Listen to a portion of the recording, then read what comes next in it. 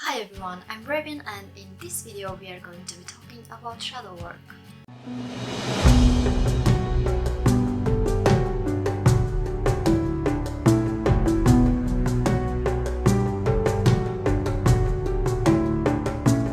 Shadow work involves getting in touch with the parts of yourself that you've repressed, or what many might refer to as their dark side.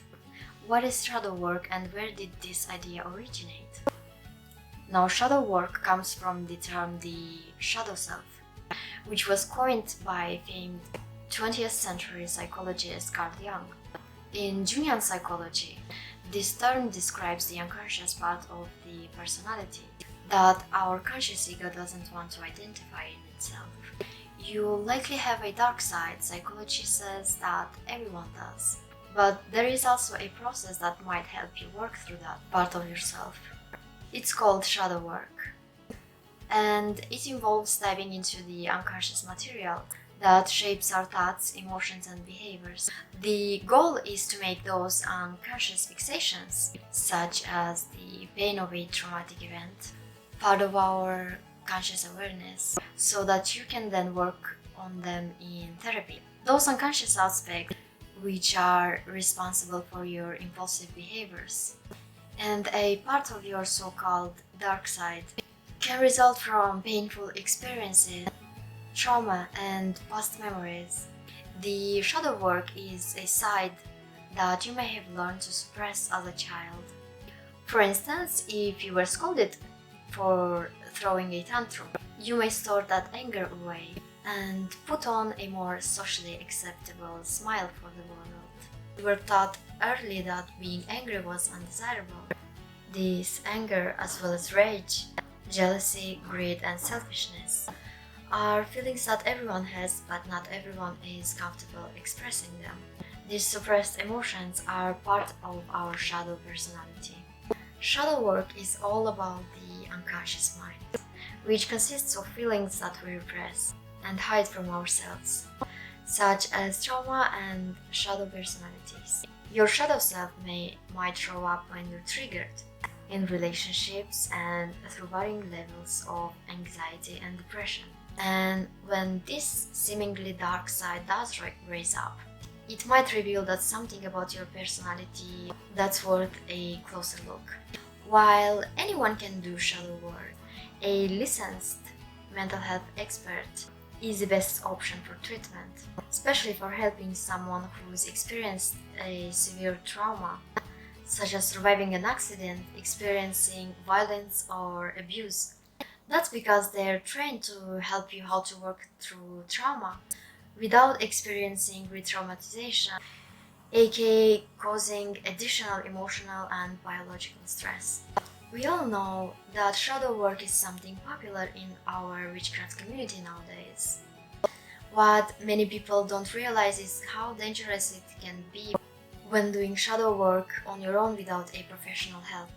Shadow work is best done alongside therapy, although many people choose to do shadow work on their own, and I will be talking about this in a minute. I am introducing you to the term shadow work based on my own research. This is a big topic and a 10 minutes video can't possibly contain everything you need to know about shadow work, but this will give you an idea of what it is. As I always say, always do your own research, always cross-reference. I am not a therapist, and so I'm not specialized in this type of therapy.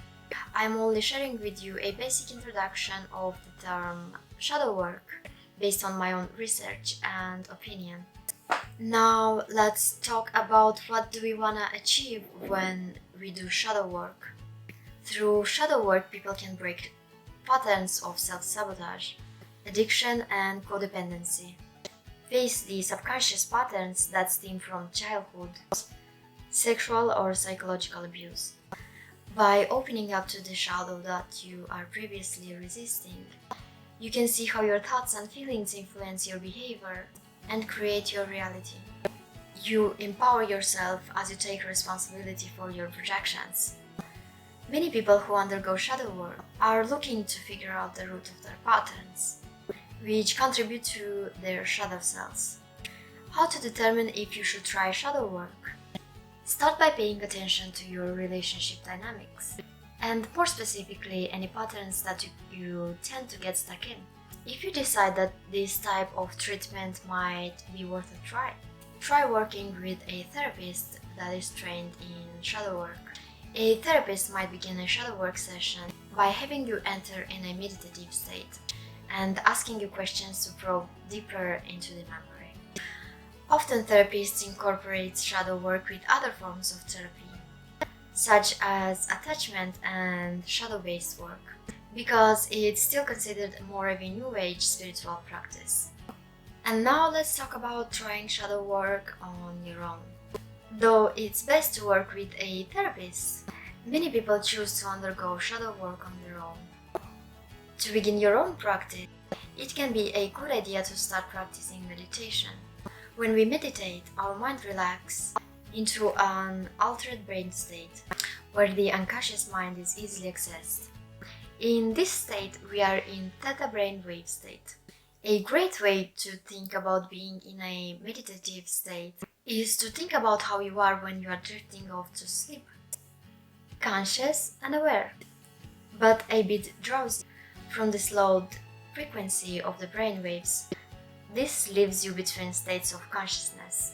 There are many different ways to get into this state, and you can find your own depending on your preferences. You can try to relax by trying to listening to soothing music.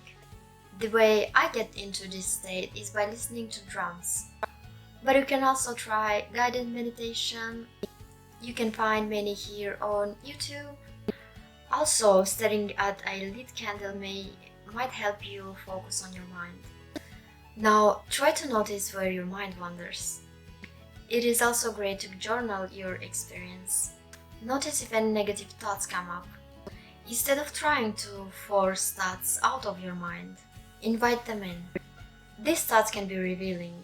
Ask yourself what your thoughts are telling you, and that can help you to uncover your shadow self.